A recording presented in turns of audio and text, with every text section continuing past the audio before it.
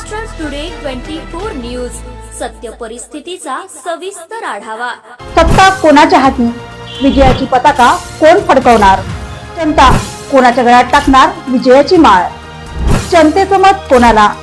संपूर्ण महाराष्ट्रातील महानगरपालिकेतील संपूर्ण आढावा आपणासमोर पहा फक्त महाराष्ट्र टुडे मराठीवर। धुळे शहरातील प्रार्थना स्थळ परिसरात तुफान राडा, 2 गटांमध्ये हिंसाचार, गोळीबार आणि दगडफेक। धुळ्यात 2 गटात तुफान राडा झाला आहे। विशिष्ट धर्मियांच्या 2 गटात प्रार्थना स्थळ परिसरात हा प्रकार घडला। सध्या शहरात तणावपूर्ण शांतता आहे। शहरातील प्रार्थना स्थळ परिसरात एकाच धर्माच्या 2 गटात झालेल्या तुफान राड्यामुळे तणाव निर्माण झाला आहे। या हिंसक घटनेत दगडफेक आणि गोळीबार देखील झाल्याची माहिती समोर आली आहे। पोलीस प्रशासन तात्काळ घटनास्थळी दाखल झालं असून सध्या तिथं तणावपूर्ण शांतता पसरली आहे।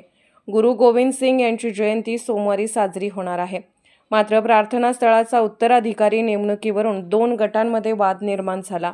हा वाद गेले काही दिवसांपासून सुरू होता आणि आता त्याचं रूपांतर या हिंसक घटनेत झालं आहे।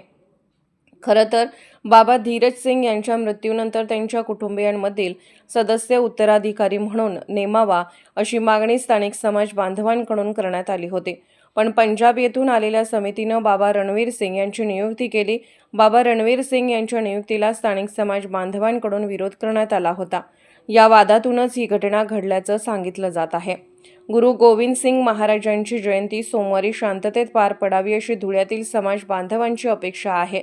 त्याचबरोबर रणवीर सिंग खालसा यांच्यावर गुन्हा दाखल करण्याची मागणी समाजानं केली आहे। रात्री उशिरापर्यंत पोलिसात गुन्हा नोंद करण्याची प्रक्रिया सुरू होती। धुळे शहरातील प्रार्थना स्थळ परिसरात तणावाचं वातावरण कायम असून पोलीस प्रशासनानं शांतता राखण्याचं आवाहन केलं आहे। या घटनेबाबत पोलीस उपअधीक्षक अजय देवरे यांनी प्रतिक्रिया दिली आहे। तक्रारदार पोलीस स्टेशनमध्ये येऊन तक्रार दिल्यास तक्रार दाखल करून घेण्यात येईल। संबंधितावर योग्य ती कारवाई करण्यात येईल असं पोलीस उपअधीक्षक अजय देवरे यांनी सांगितलं।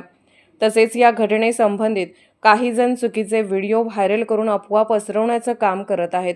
या अफवांवर विश्वास ठेवू नये असं आवाहनही पोलीस उपअधीक्षक देवरे यांनी केलं। महाराष्ट्र टुडे मराठीसाठी ब्युरो रिपोर्ट, धुळे।